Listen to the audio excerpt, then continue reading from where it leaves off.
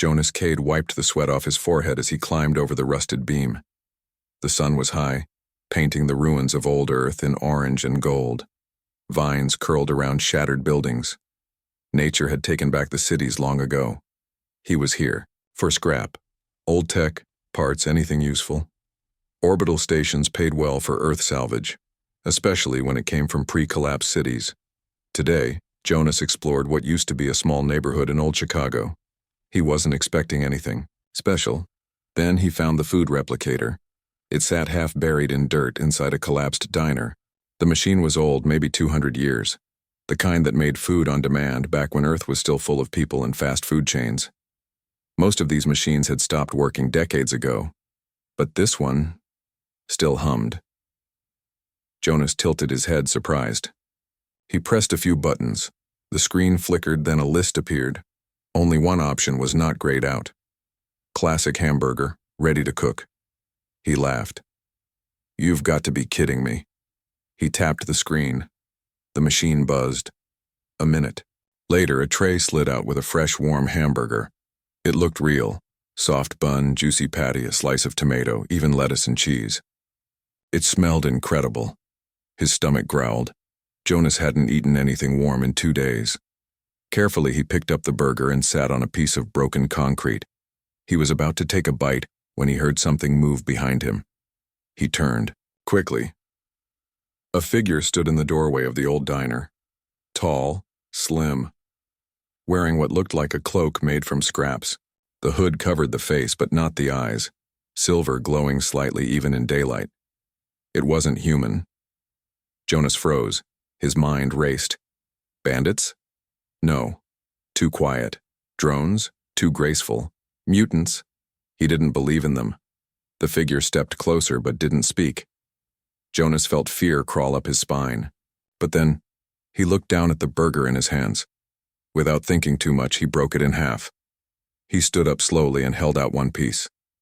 "Here," he said. "It's fresh." The figure paused. Then slowly she lowered her hood. She was not quite alien, not quite machine. Her skin was pale like polished metal, her hair silver white, flowing like mist. Her face was human-shaped, but too perfect, too still. Only her eyes moved, bright, silver, and curious. She reached out, took the burger half, and sat on the ground across from him. She ate silently, slowly. Not like someone who needed food, but like someone remembering what it felt like. Jonas watched her. "What's your name?" No answer. "You understand me?" She looked up, then nodded once. He smiled, a little nervous. "I'm Jonas, just a scrapper. I didn't know anyone was still down here." She didn't speak, but she stared at him for a long moment. Then in a soft, metallic voice, she said, "Vetra." Jonas blinked. "That's your name?" She nodded. They sat in silence. The wind blew through the broken windows. Somewhere in the distance, an old drone buzzed and faded away. Jonas finished his half of the burger. Vetra had already finished hers. He stood up and stretched. "Well, I should get going." She stood up too. "Nice meeting you, Vetra." He turned to leave. But as he climbed out of the diner, he noticed something strange. She followed him. Not in a threatening way. Just following. He looked back. "Are you coming with me?" She said nothing, just nodded. Over the next few hours, Jonas searched other buildings. Vetra stayed close, never speaking unless he asked, something directly. Once, when a stairwell collapsed beneath him, she grabbed his arm before he fell. Her grip was strong, too strong for a normal human. "Thanks," he said. She only nodded. Jonas felt unsure about her. She didn't smile, didn't laugh, didn't show emotion. But she wasn't cold either. Just quiet, watchful. By sunset, Jonas had gathered a few useful parts. They camped near an old playground, under the rusted frame of a slide. Jonas made a small fire and sat beside it looking at the sky. Stars were just starting to show. He looked at Vetra. She sat perfectly still, watching the flames. You don't sleep, do you? No, she said. Are you a robot? No. An alien? No, he sighed. So, what are you? She looked at him, head tilted slightly. I was made, she said. Long ago, by ones who are now gone. Made for what? To guide, to protect, to observe. But I have no more purpose. Jonas blinked. Why not? She looked away. Because the ones I was meant to protect disappeared, like dust in the wind. He didn't know what to say. After a while, he reached into his bag and pulled out an old energy bar. Hungry? He asked, half joking. She looked at the bar, then at him, and shook her head. I only needed one thing. Jonas frowned. One thing? She nodded. The gesture. What? Gesture? She met his eyes. You shared your food, without fear, without reason. Jonas felt a chill. Not from fear, but from something else. A strange feeling, like something important had just happened, and he didn't understand it yet. Vetra stood. From now on, she said, her voice soft but certain. I walk with you. Jonas looked up at her. The firelight danced in her silver eyes. He didn't know who or what she really was. But somehow he felt safer with her there. And it all started with a hamburger. The shuttle rose slowly from the surface of Earth. Dust swirled around the landing site and the broken buildings below shrank into shadows. Inside the small ship, Jonas sat near the window, watching the planet fade behind him. Next to him, silent as ever, sat Vetra. Most people who came to Earth never brought anything back except scrap or data. Jonas was bringing back something. No one could explain. Vetra had said little since they left the surface. She sat still, hands folded in her lap, eyes half closed. She didn't seem nervous or excited. Just calm. Always calm. Jonas had tried asking her more questions on the trip up, but she answered most of them with short replies or silence. Now, as the shuttle neared the orbital station, Jonas felt nervous. He glanced at her again. You sure they won't freak out when they see you? They might, she said softly. Well, great, Jonas muttered. That's comforting. Vetra opened her eyes and looked at him. Do not worry. I will not harm anyone. That's not what I'm worried about, he said. I'm worried about what they'll do to you. Vetra tilted her head. You care? Jonas blinked. Yeah, I guess I do. The orbital station, Haven 4, was a floating city in space. Clean metal walls, blue glass windows, and long halls filled with the hum of machines. Jonas passed through customs, showing his ID and scanned items. No one noticed Vetra at first. She walked behind him, blending in like a shadow. Then, a security officer glanced her way and stopped. Excuse me, the officer said. Miss? Are you with him? Vetra nodded once. Yes. The officer blinked. Is she registered, sir? Jonas scratched his head. Not exactly. She's with me. The officer narrowed his eyes. She's not in the system. No ID, no bioscan. Yeah, well, Jonas said quickly. She's not from around here. That was putting it lightly. After a tense few moments, the officer let them pass, but he kept watching them as they walked away. Back at Jonas's small quarters, Vetra stood near the window, staring out at the stars. The station rotated slowly, giving a clear view of Earth below, a glowing blue and green ball in space. Jonas dropped his bag on the floor. Well, that was close. Vetra didn't answer. You okay? I'm listening. To what? She turned to him. The station speaks. I hear its code, its power, its systems. It is loud but disorganized. Jonas blinked. You can hear the station?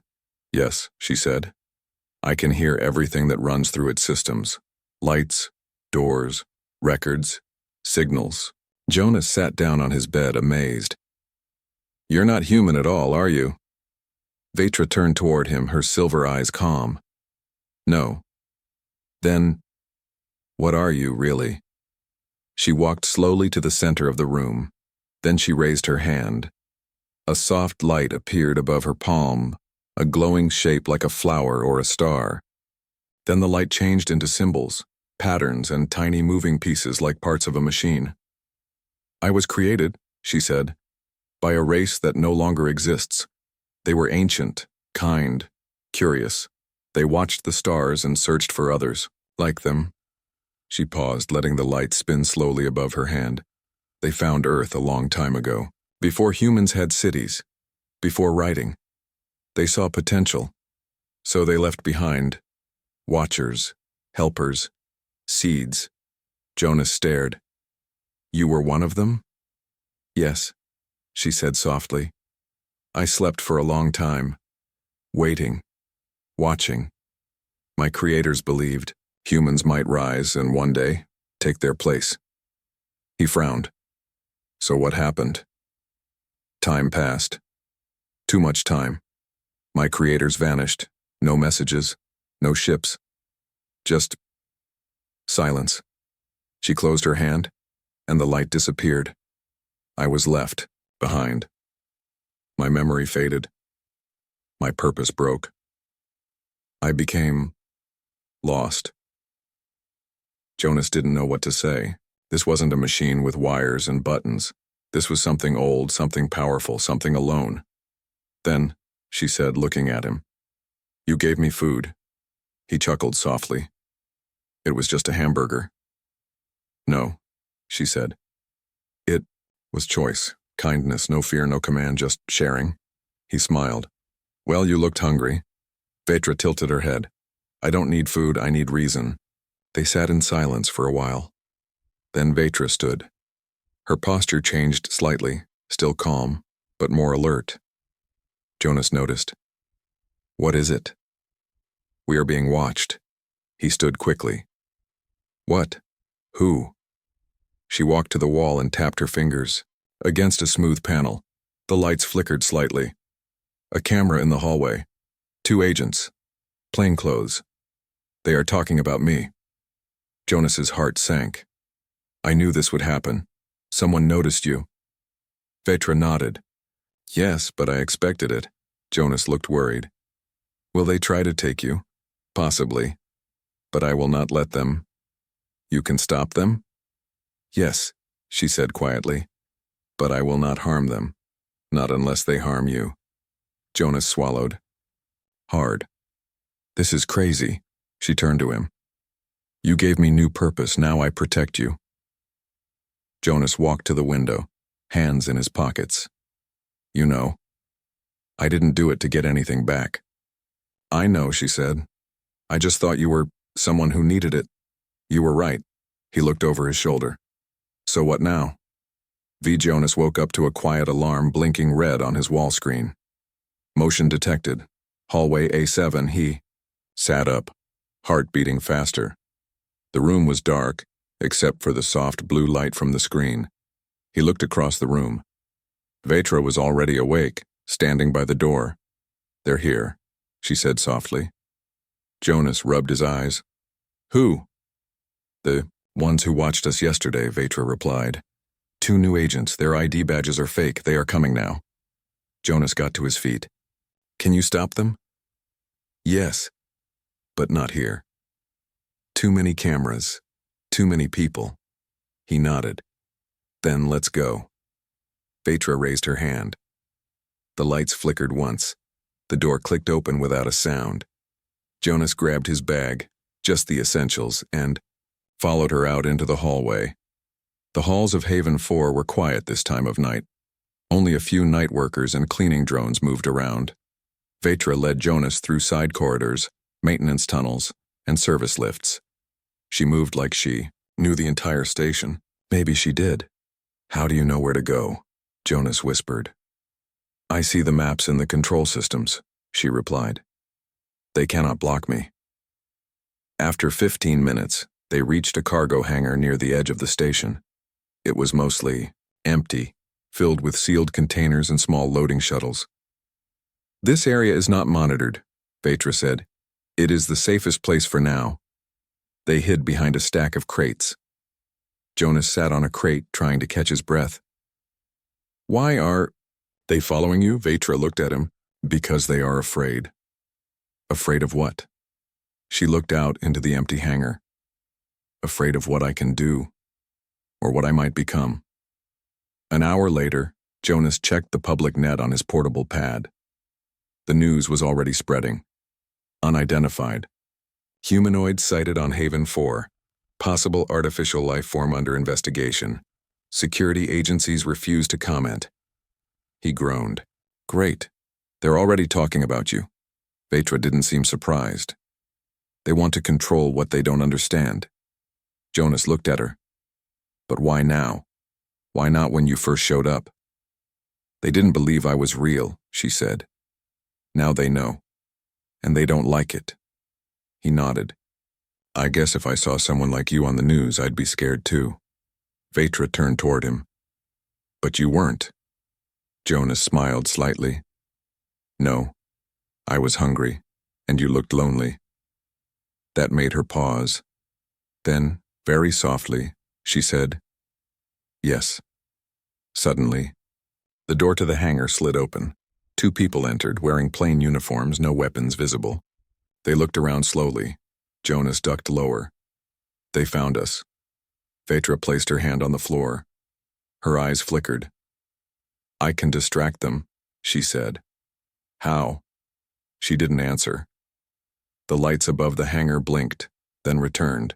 The air vents hummed louder. A loud voice came over the intercom. "Emergency test in progress. Please leave the area." The agent stopped and looked around, confused. Then the cargo bay door rumbled, loud and sudden. The floor shook as if a ship was arriving. The agents backed out, calling someone on their comms. A few seconds later, they were gone. Jonas stared. "Was that real?" "No," Vetra said. "It was just light and sound. I changed the systems." He laughed. "Remind me never to play cards with you." Later that day, Jonas and Vetra reached the outer station ring, a part of Haven 4 used only for old storage and rarely visited. It had clear views of space and was mostly forgotten. Here, they finally rested. Jonas sat beside a dusty window, watching the stars. "You think they'll keep chasing us?" "Yes," Vetra said.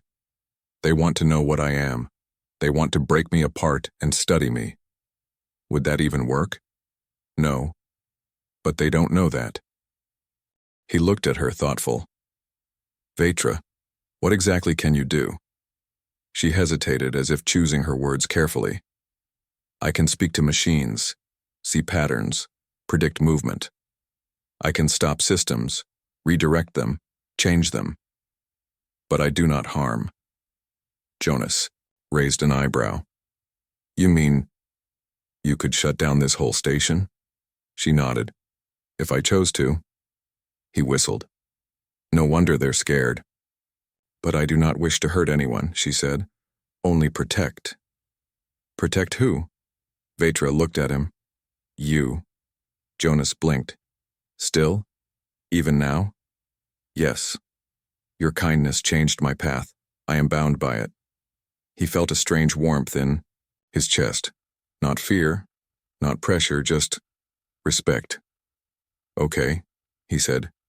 "Then I'll protect you too."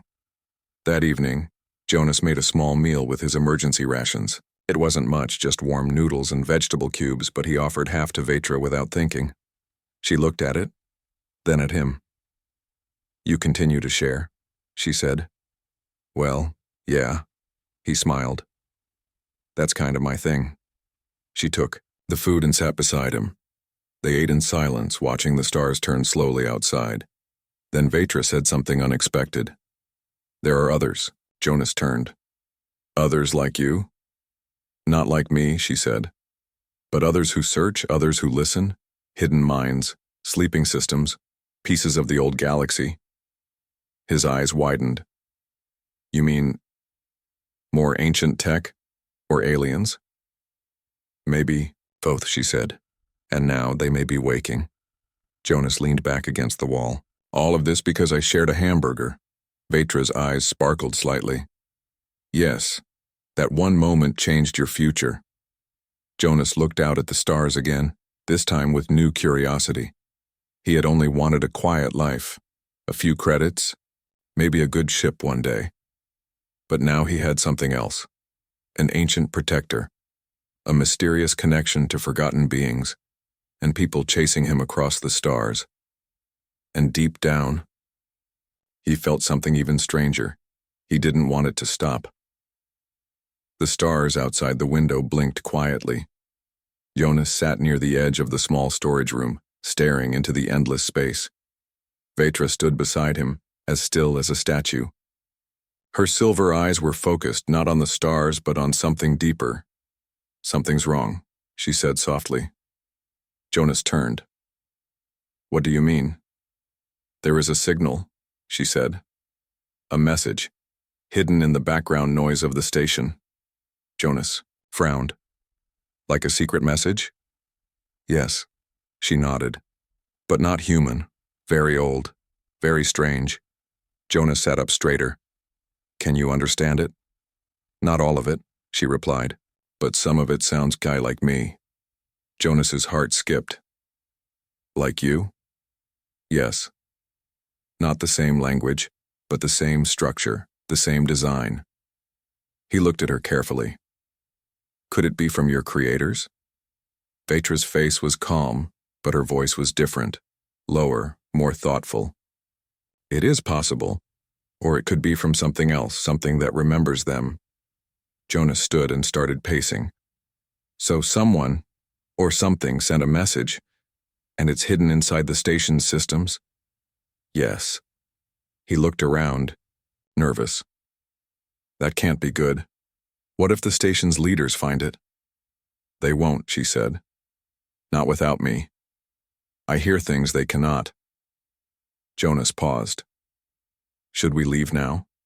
Before they figure out you're still here? Vetra shook her head. Not yet.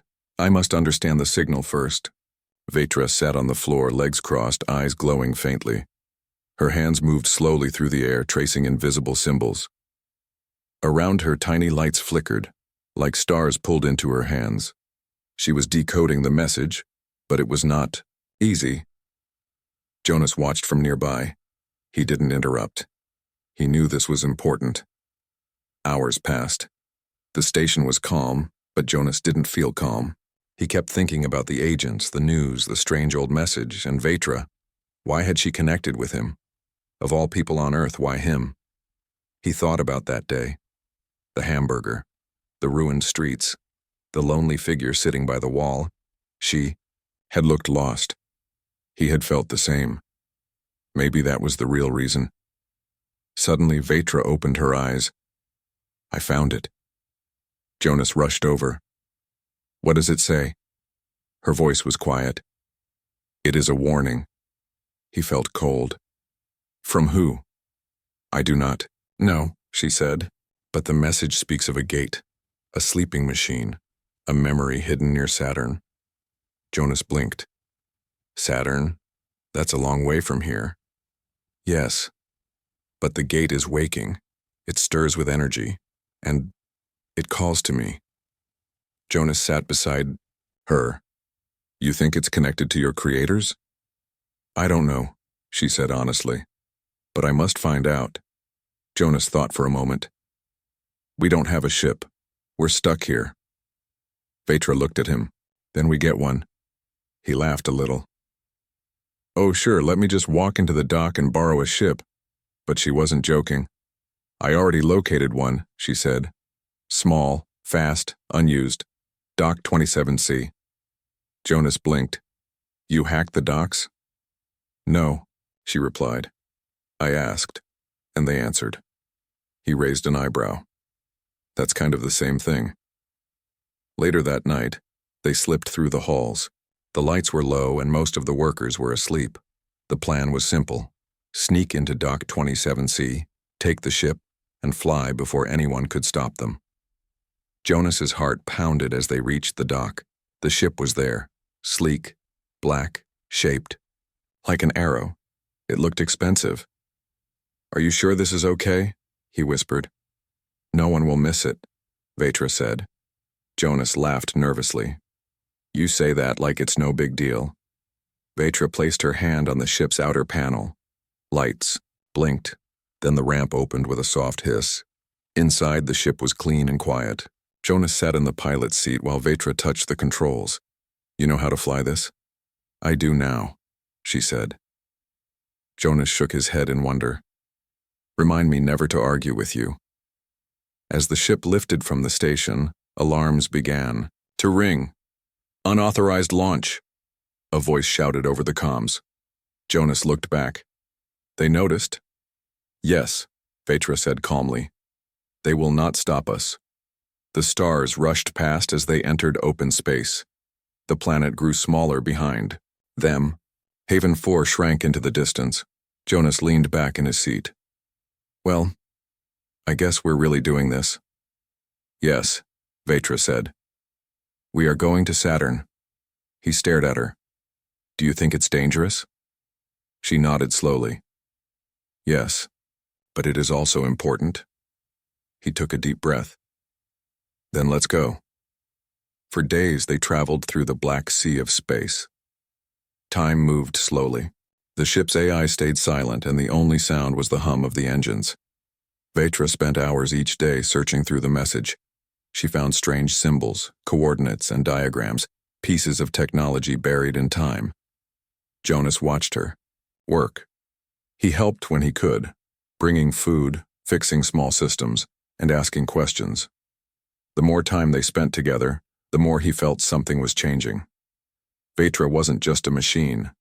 She was learning, feeling, and maybe. So was how on the 5th day Saturn came into view. Its golden ring spun in silence, wide and beautiful. Jonas had never seen it so close. The ship slowed as they neared the dark side of one of the planet's many moons. "There," Vetra said, pointing to a small patch of space. Jonas squinted. "I don't see anything." "It is cloaked," she said, "but I can feel it." She pressed a button. The ship stopped. Suddenly, space shimmered, just slightly. And then, something massive appeared. A gate. Huge. Dark. Made of strange black metal, floating in space like a sleeping eye. It had no lights, no sound. Just silence. Deep, cold silence. Jonas stared. "What is that?" Vetra stood up, her eyes glowing faintly. "The beginning." The gate hung in space like a forgotten monument. Silent. Still. Huge. Jonas had never seen anything like it. It looked ancient, older than any ship, older than the station. Its surface was smooth, dark, and curved like the inside of a seashell. Rings of faint silver light circled around its edge, spinning slowly without sound. He leaned closer to the window. "It doesn't even look real." "It is real," Vetra said quietly. "And it is waking." Jonas turned to her. "How do you—" "No, I can feel it," she replied, like a dream that begins to open its eyes. They floated in silence. The ship's lights dimmed to save power. Outside, the stars twinkled, and the golden rings of Saturn spun gently behind the gate. Jonas scratched his head. "So, what does it do?" Vetra walked to the center of the control room. "It is a gate, but not to another place, to another memory." Jonas blinked. "What?" Vetra looked at him. "This gate was built by a forgotten race, long before humans, long before me. It holds information, but not like a computer. It stores memory, living memory. A piece of what once was. Like a dream trapped in a machine." "Yes," she nodded. "And you think it called to you?" Vetra placed her hand on the glass window. "It didn't just call me. It recognized me." Vetra asked Jonas to help prepare a small pod. It wasn't for travel, but for connection. A way for her to enter the gate system safely. She needed to be close, but not inside it. The gate might react badly if she approached without care. As they worked, Jonas felt nervous. Are you sure this is safe? Vetra looked at him. No, but it must be done. He sighed. You always say that. She gave a soft smile. Because it is always true.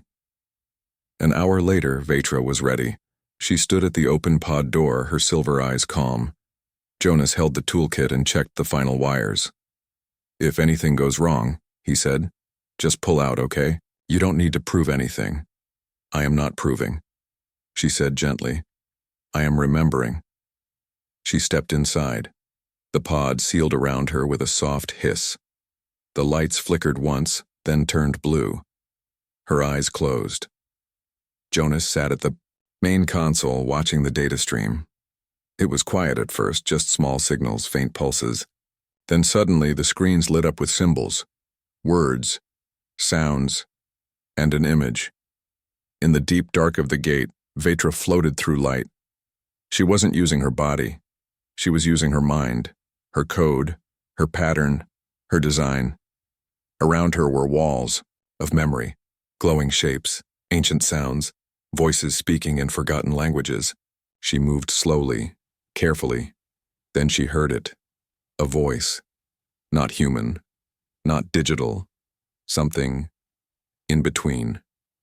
You are not one of us. But you carry the mark. Vetra answered with her thoughts. I was made with your tools, but not by your hands. The voice replied. Then you are the echo. The last whisper. Vetra moved closer to the voice.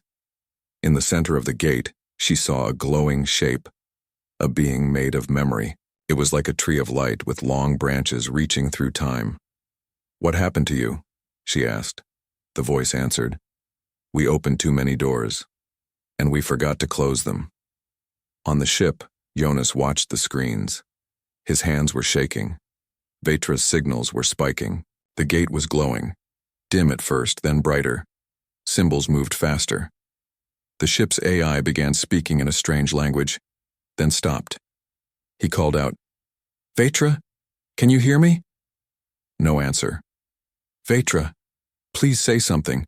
Still nothing. Jonas ran to the pod. He checked the systems. Everything was stable, but her pulse, her energy, her light, it was all rising. Then suddenly, silence. All the screens turned black. Jonas froze. Vetra? The pod hissed. The door opened slowly, and she stepped out. Her eyes glowed like stars. Her voice was calm, but deep. I saw them, she said. I saw the ones who built the gate. Jonas stared. Are you okay? She looked at him, then nodded, slowly. Yes, and I understand now. He helped her sit down. What did they tell you? They were explorers, like humans, but greater. They searched through time, space, even thought. They built gates to store memory, so they would never forget. Jonas nodded. So this gate is like their library? Vetra looked at him. More than that, it's their last voice. He was quiet for a moment. Why did it call you? Because I am part of what they left behind, she said. I'm not just machine, I am story. And stories find each other. That night, as they rested in orbit, Vetra and Jonas sat side by side, looking at the sleeping gate. So, what now? He asked. Vetra looked at him. There are more gates, more voices hidden across the stars, some calling, some waiting. He leaned back in his chair. Are we going to find them? If you want to. Jonas laughed. I shared a hamburger with someone, and now I'm searching the galaxy for ancient voices. Vetra smiled. And I shared your kindness. Now I protect you. He looked at her. You're not just protecting me anymore. You're leading us both. She was quiet for a moment, then said softly, Then let's go together. And with that, the small ship turned toward the stars, leaving Saturn, the gate, and a forgotten past behind. But the story was only beginning. The stars moved like silent watchers as Jonas and Vetra traveled through deep space. After leaving Saturn's gate, the small ship flew toward a new destination, a distant planet listed in the old data Vetra found inside the memory gate. This planet had no name, only coordinates. It was marked with a strange symbol that didn't match any human language. "It's far," Jonas said, looking at the map. "This will take days." Vetra sat calmly in the co-pilot seat. "Yes, but time moves differently when we follow stories." Jonas smiled. "That sounds poetic." Vetra looked at him. "It is the way I understand the universe, not just by numbers, but by meaning." They passed through asteroid belts, quiet dust clouds, and long stretches of empty black. During the journey, Vetra studied the new data, while Jonas practiced piloting and fixed small parts of the ship. Each day they grew closer, not just in space but in trust, in thought, and in silence. Jonas had stopped seeing Vetra as just a machine. She was more, much more. Sometimes she would ask him questions. What is friendship? What makes a home? Why do humans sing when they are alone? And Jonas, though unsure, always answered honestly. After nearly a week, they arrived. The planet was small and dark. No cities, no signals, just rocks, hills, and wind. It floated near a cold, dying star. Its surface was cracked, like old skin. A quiet place. Jonas stared out the window. "Are you sure this is the right place?" Vetra nodded. "Yes, I can feel it again. A pulse. A whisper." They landed on a wide, flat surface. Dust rose around the ship as it touched the ground. The sky above was purple and red, like the last minutes of a sunset. They stepped outside. Jonas wore a suit. The air wasn't safe for humans. Vetra, however, walked freely. The planet's strange winds moved around her, almost like they recognized her. They walked for hours across the rocky land. Nothing but dust and wind. Then they found it, a doorway. It wasn't made of stone or metal. It was made of light, soft blue light, standing in the middle of the field like a tall, glowing window. No walls, just the door. Jonas blinked. "That's it?" Vetra stepped closer. "It's another gate, but this one is more personal." Jonas looked confused. "What do you mean?" She turned to him. "This one is not only memory. It is emotion. Feelings saved from a time long gone." Jonas frowned. "Is it safe?" Vetra paused, then said, "Only for those who are ready to listen." She reached out and touched the glowing door. It pulsed once. Then it opened. Not like a regular door, but like a ripple in space. Light swirled around them and the wind stopped. Jonas held his breath as they stepped inside. And suddenly, they weren't on the planet anymore. The world around them changed. Now they stood in a field of silver grass under a golden sky. Strange towers rose in the distance, tall, thin, glowing with gentle light. Birds with bright wings flew overhead, and the air smelled sweet. Jonas blinked. "Where are we?" Vetra looked around. "We are inside a preserved memory, a place once real, now only remembered." Jonas touched the grass. "It feels real." Vetra smiled. "Because it was loved."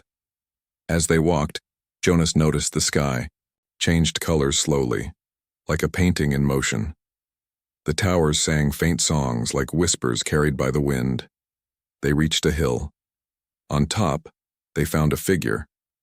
It wasn't alive, but it looked almost human. Tall, graceful, glowing faintly. Its eyes were closed, and it sat with legs crossed, hands resting on its knees. "A guardian," Vetra said. Jonas whispered. "Like you?" She shook her head. "No. Older. Stronger. I was made with parts of its memory. But I am not it." The figure opened its eyes. Jonas stepped back, but the figure smiled. "You came," it said, its voice soft as wind. Vetra nodded. "I followed the call." The guardian stood. "You are a child of forgotten hands, a spark left in the dark. I want to understand. she said. Who were you? Who am I? The guardian looked at Jonas. And the human? Vetra looked at him too. He shared food with me when I had nothing. That is how this began. The guardian smiled again. Then he may stay. They sat in the silver grass. The guardian spoke of a time before Earth had cities, before humans walked upright, a time when ancient beings traveled not just across stars, but through thoughts, dreams, and emotions. We stored our feelings in gates, it said. So even if we died, our hope, our pain, our love would remain. Vetra listened with care. Jonas did too. He didn't understand everything, but he felt the emotion behind the words. The guardian turned to Vetra. You are the result of a wish. Someone long ago wished that even in the darkest time something would remember us. Vetra lowered her head. Then I am not alone. The guardian reached out, touched her hand. You never were. The memory began to fade. The golden sky turned gray. The towers dimmed. The birds flew away. Jonas and Vetra stood once more at the doorway of light. The guardian's voice echoed softly. There is one more gate, the final one. It will not welcome you, but it needs you.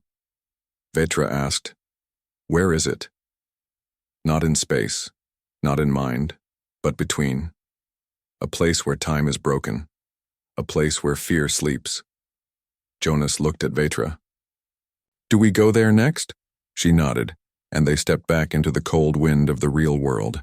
Back on the ship, Jonas looked at the sky. So what was this planet?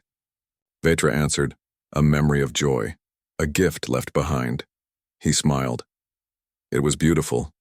She turned to him. And you helped me find it. He gave her a small nudge. Well, I did give you a hamburger. Guess that counts for something, she gave a soft laugh. Jonas looked at the map. Where do we go now? Vetra's eyes glowed faintly.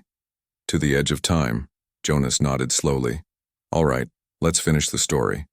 And with that, their ship rose once again, leaving the whispering planet behind and heading toward the final gate. The ship drifted through a part of space where no stars shone.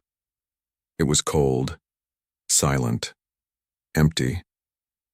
But Vetra knew they were close. This is it, she said softly. The final gate. Jonas looked through the window. He saw nothing but darkness. Are you sure? He asked. Vetra nodded. It's not a place you can see. It's between moments, between thoughts, the space where broken memories hide. Jonas swallowed. You mean, it's invisible? To human eyes, she replied. But I can feel it. She stood at the front of the ship, her silver eyes glowing faintly. The ship's lights flickered. Then, all at once, everything went still. And there it was. Not a door. Not a shape. But a feeling. Like sadness too deep for words. Like a lost voice, calling from the edge of a forgotten dream. Vetra turned to Jonas. I must go alone. Jonas frowned. Why? It will not open for both of us. Only one. Only the echo of what it lost. He stepped closer. I don't like this. What if you don't come back? Vetra looked at him kindly. Then I leave knowing I found someone who cared. Jonas was silent for a long time. Then he said, You're not just a machine, Vetra. You're my friend. My best friend. She smiled. And you are mine. They held each other's gaze for a moment. Then she turned and stepped into the dark. Inside the final gate, there was no light, no ground, no sky, only drifting memories. They floated like torn pages in a quiet library, memories of war, of loss, of fear, broken pieces, incomplete voices. Vetra walked slowly, her form glowing gently in the shadows. She could feel the sadness here. It wasn't evil, just forgotten. Why have you come? A voice whispered. I came to remember, she answered. The voice echoed. There is nothing left here. Vetra stopped. That is not true. I am here. I carry your spark, your song. A shape appeared in front of her. It was like a shadow of a person tall and thin with empty eyes. We gave up long ago, it said. Vetra stepped closer. But you left the gates. You left stories. That means you still hoped. The figure trembled. We were afraid. Vetra reached out. I am not. Outside, the gate, Jonas waited. The ship's systems had shut down completely. Only emergency lights remained. He paced back and forth, eyes locked on the empty space where Vetra had vanished. Come on, he whispered. Please come back. Then the ship shook. A soft hum filled the air, and light, bright, warm light poured into the cockpit. Jonas ran to the window. Vetra was returning, but she was different. Her body glowed like a star. Her movements were smooth like flowing water. Her eyes held the light of 1,000 stories. She stepped onto the ship. Jonas stared. Vetra? She smiled. I am still me. But now, I carry all of them. She explained everything as the ship slowly powered back on. The final gate was not a place. It was a wound. A deep sadness left behind by the first mines. They thought they had failed, but I showed them what I found. Jonas nodded. Like the whispering planet, like the dream gate. Yes, she said. I showed them your kindness, your hamburger, your friendship. Jonas blinked. That's what saved them? She smiled. Yes. Sometimes the smallest act means the most. They sat together as stars slowly returned around them. The dark space was no longer cold. It now felt peaceful. Is it over? Jonas asked. Vetra looked at him. The journey is. But the story goes on. They returned to Earth weeks later. The world hadn't changed, but Jonas had. So had Vetra. Scientists were amazed when he shared what they had found. Historians cried when they saw the preserved memories. People from all over the world listened to the story of a hamburger, a lost machine, and the gates of memory. Vetra never became a celebrity. She didn't want fame. She preferred quiet places, libraries, parks, moonlit walks, and Jonas stayed by her side. They worked together, helping others, building small ships, teaching children, sharing stories of kindness and hope. One day, years later, Jonas sat on a bench watching the stars. Vetra stood beside him, quiet as always. He smiled. Do you think there are more gates out there? She looked up. Always. He turned to her. Will we go find them someday? She nodded. When the time is right? He chuckled. You always say that. She tilted her head. Because it is always true. They both laughed softly. Then Jonas reached into his bag and pulled out a warm wrapped hamburger. He held it out to her with a grin. Want to share again? She took it gently, eyes soft. Always. The end.